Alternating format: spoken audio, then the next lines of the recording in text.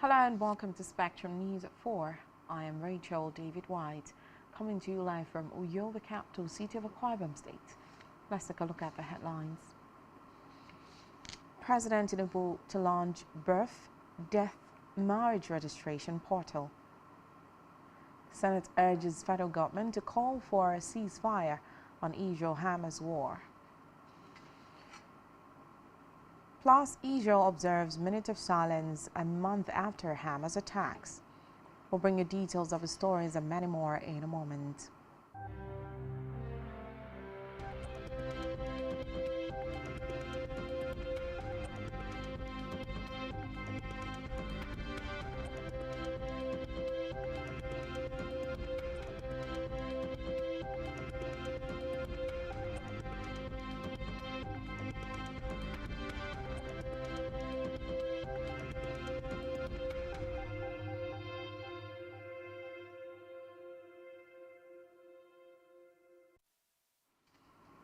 First, Emma News this afternoon is from the national scene where President Bola Tinubu will on Wednesday launch a birth, death and marriage registration portal.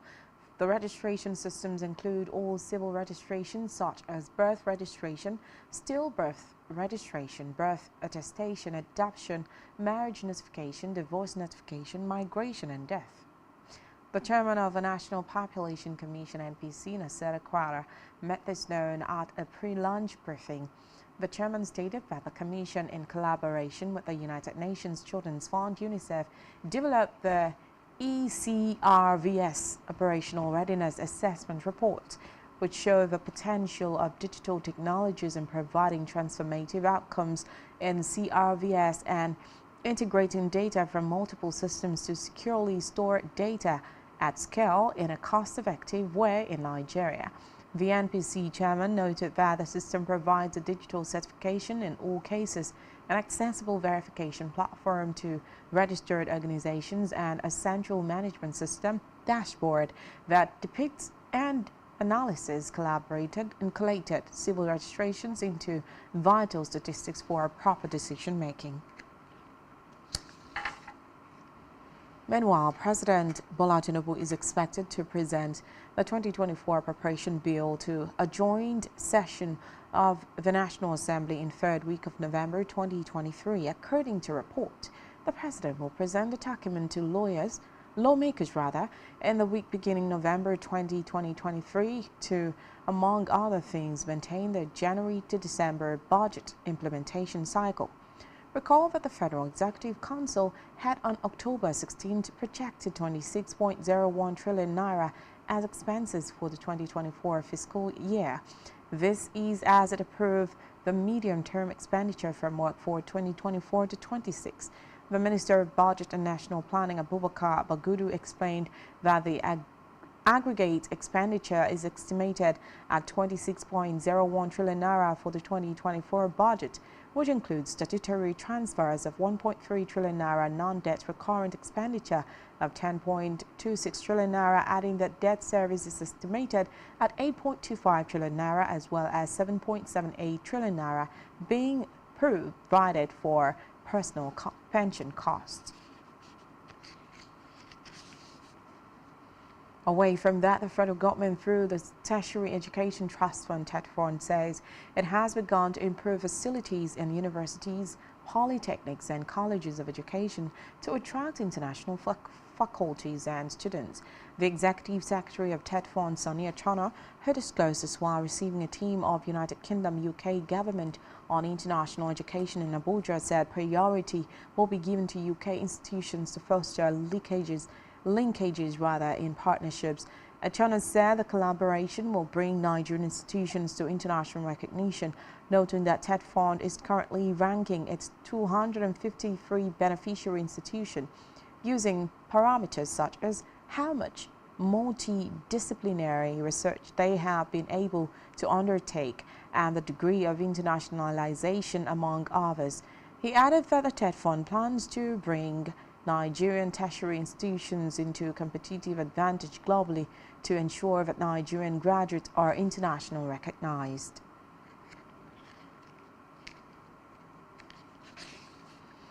In the meantime, the federal government, through the Minister of Information and National Orientation, Mohammed Malagi, has cautioned the U.S. mission in Nigeria and other foreign missions in the country against needless security advisories. The minister told reporters in Abuja that such advisories had far-reaching implications on the general polity as well as the country's economy. Malagi said the federal government was not resting on its oars to ensure that every inch of land and every citizen, resident and visitor in the country is secured. Recall that on November 3rd, the U.S. mission alerted its citizens in the country of an elevated threat to major hotels in Nigeria's largest cities and urged its nationals to consider the information when arranging lodging or visiting major hotels in Nigeria.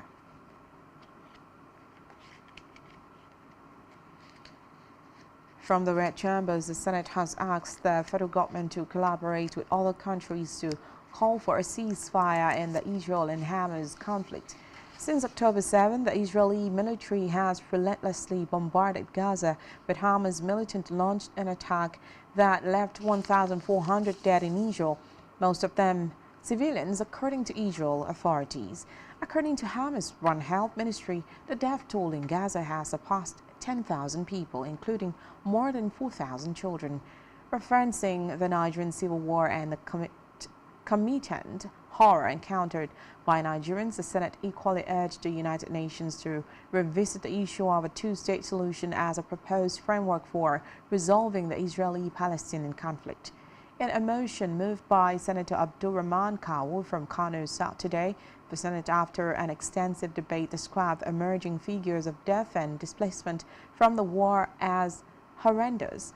Lending their voices to the international community, the lawmakers condemned the killings on both sides while suing for peace, particularly to avoid a degeneration into a World War III.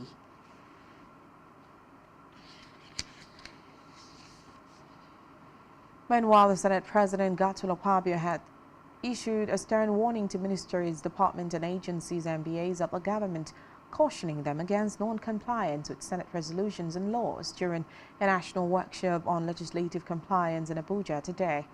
Akpabio, represented by Deputy Senate President Barau Jibrin, emphasized the Senate's commitment to upholding the rule of law. Akpabio, who emphasized the importance of MDAs adhering to Senate resolutions, stated that non-compliance with the resolutions was unacceptable as it undermined the foundation of the country's democracy. On electoral matters, ahead of the November 11, 2023 governorship election in Bayelsa State, the Independent National Electoral Commission (INEC) has added the name of a candidate of the All Progressives Congress, Timipre Silva, to the final list of candidates for the poll.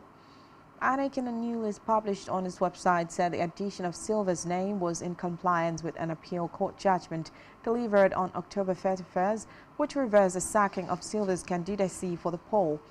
In the news, Silva's name was penciled as APC governorship candidate, while Masiver Joshua as his running mate.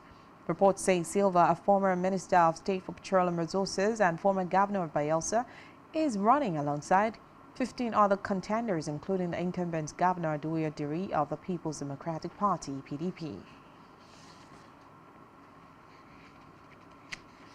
In another development, Governor Caleb Mutfwang of Plateau State has presented the 2024 appropriation bill of over 295 billion naira to the State House of Assembly. He said 53.33% of the budget represent the recurrent expenditure, while 46.66% is for a capital expenditure. Mutfwang, while presenting the budget tag, the budget of New Beginnings, said the budget was a total of 295,434,568,464 naira only. Responding, the Speaker of the House, Moses Sule, assured that the House would do its job diligently and ensure that the budget is passed in good time.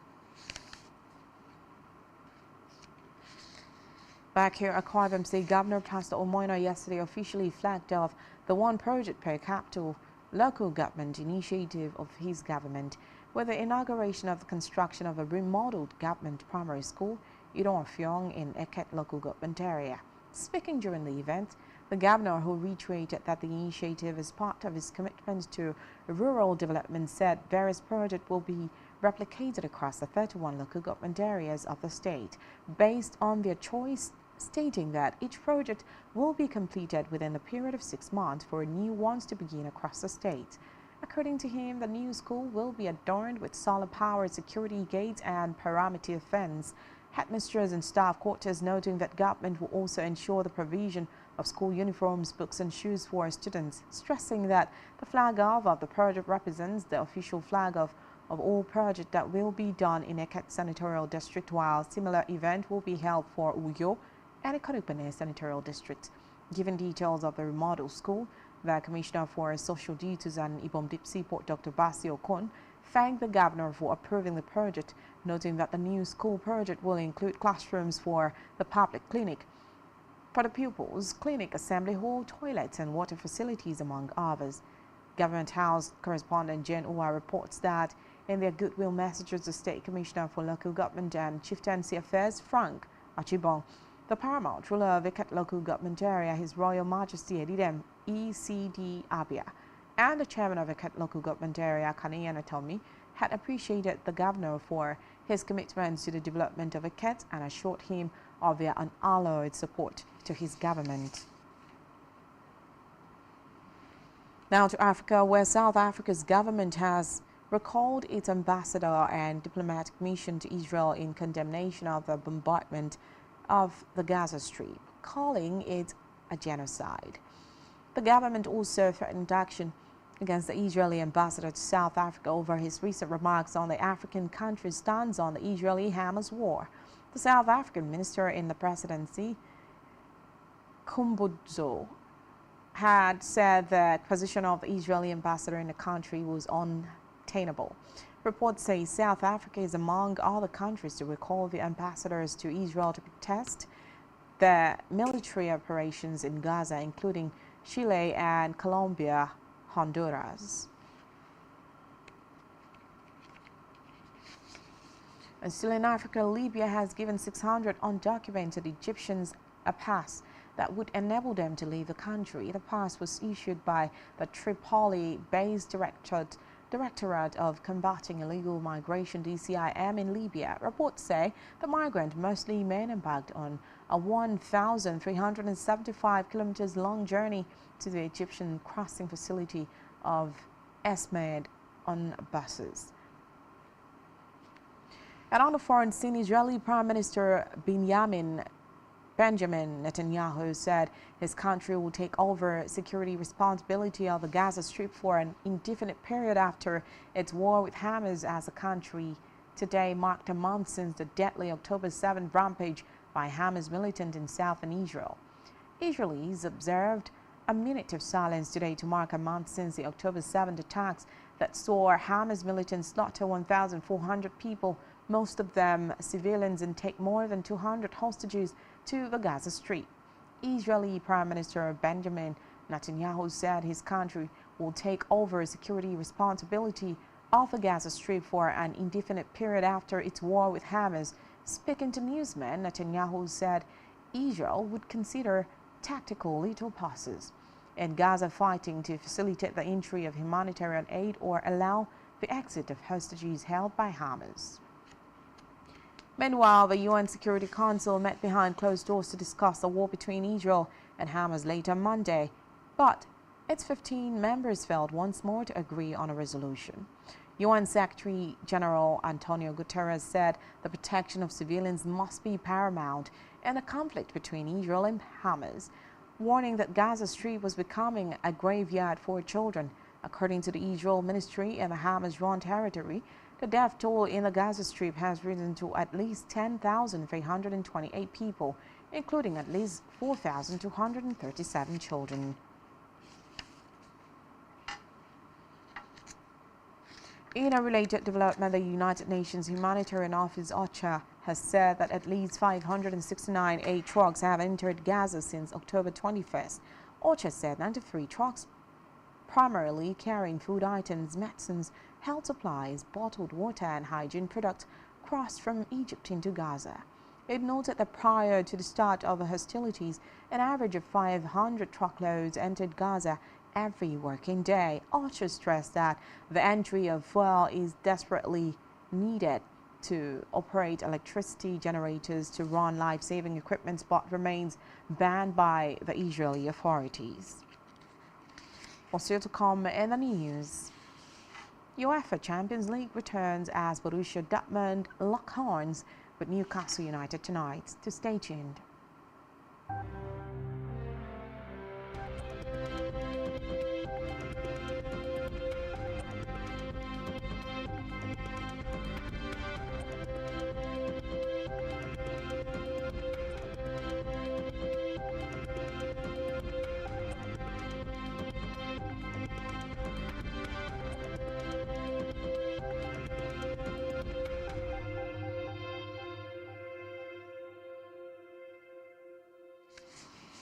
Welcome back and many thanks for staying with us.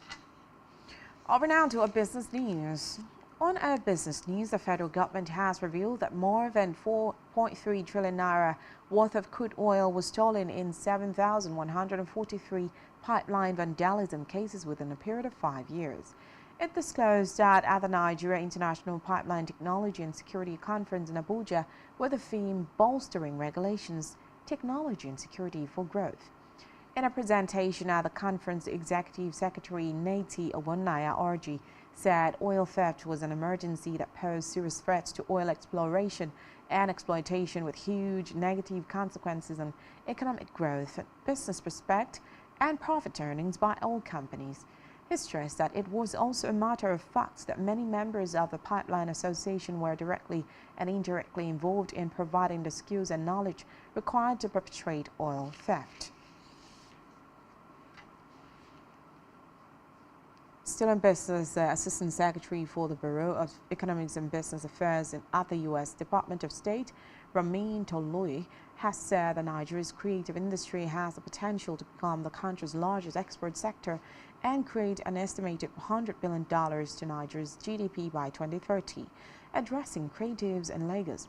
Tolui said the industry could also provide about 2.7 million jobs by 2050 for the country's growing youth population. Tolui commended the remarkable growth of Nigeria's creative sector, citing burgeoning collaborations between American and Nigerian talents. He highlighted the increasing interest of American actors in Nigerian cinema and the rising trend of Nigerian music artists partnering with their American counterparts. And health physicians who specialize in diagnosing and treating kidney conditions have identified poorly managed diabetes and untreated hypertension as the leading causes of chronic kidney disease among Nigerians. The nephrologists expressed worry at the rates young people in their productive age are increasingly coming down with chronic kidney disease, which often lead to kidney failure in its late stage, lamenting that chronic kidney disease awareness among Nigerians is very poor. The kidney specialist who spoke in an interview with Newsman noted that most patients managing diabetes type 2 are unaware that kidney disease can be a complication. According to National Kidney Foundation, chronic kidney disease includes conditions that damage one's kidney and decrease their ability to keep the individual healthy by filtering waste from the blood. And still in health, the Adamawa State Primary Health Care Development Agency says it is targeting 388,180 girls aged 9 to 14 for vaccination against human papillomavirus to prevent them from cervical cancer. The executive chairman of the agency, Dr. Suleiman Bashir, made this known in an interview with Newsman in Yola. Bashir said the sensitization and vaccination of girls against the virus were ongoing and would last for 3 months. He added that the choice of girls aged between 9 to 14 years for the vaccination was to protect and increase their immunity ahead of exposure to the virus. So sport now, the Nigeria Football Federation has stepped down 14 referees from the ongoing Nigeria Premier Football League over poor officiating. This was made known in a letter issued from the Federation's Referees Development Committee and Unit. to the NPFL's Chief Operating Officer, Davidson Wumi. The referees suspended are Bawa Buhari Chukoka, Jalov Akinwale, Tomiwa Said Abdulaziz, Jimmy Aimubonye, Brown Ebenezer, and Ato Morrison. Others are Imamu Maliki, Sunday Azi, and 4 match officials involved in a match day 6 clash between Sunshine Stars and Abia Warriors. The NFF's refereeing development unit also requested video footage of the games in which these NPFL match officials performed poorly.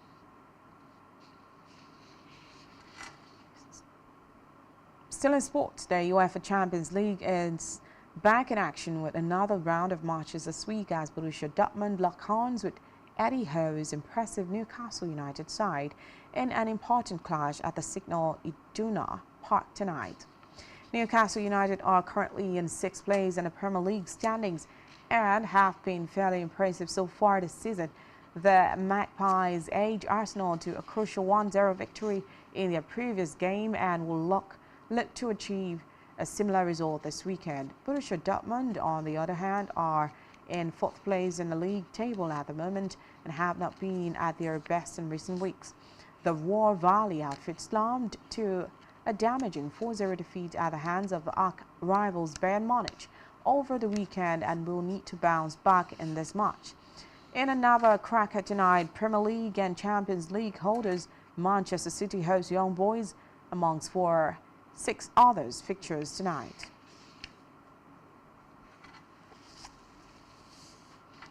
And on our entertainment news, Chef Hilda Bassi has congratulated Irish chef Alan Fisher, who emerged as the latest Guinness World Record holder for the longest cooking marathon by an individual. The Guinness World Records today disclosed that Fisher from Ireland cooked for 119 hours and 57 minutes at his restaurant in Japan. Reacting to Fisher's success, Bassi, who is a former record holder, congratulated Alan on her X account today. Alan secured the title for the longest cooking marathon individual, setting a new record with an astonishing time of 119 hours and 57 minutes. These achievements surpassed the previous record held by Nigerian chef Hilda Bassi by over 24 hours. Still on entertainment, Nigerian singer and songwriter Tobechukwu Oko, popularly known as Peruzzi, has debunked the viral reports that he wrote one of Burna Boy's hit songs. Recall that Peruzzi had boasted on his social media handle that he had written over 252 songs for the Nigerian music industry. Some of his followers on social media had claimed that Burna Boy's hit song was written by Peruzzi and further criticized Burna Boy for allegedly using many songwriters, while his fans held him for his lyrical prowess. Referring to them as lost children, in response, Peruzzi emphatically debunked the speculations. On his official X handle, Peruzzi wrote, "Don't give me credit for what I did not do."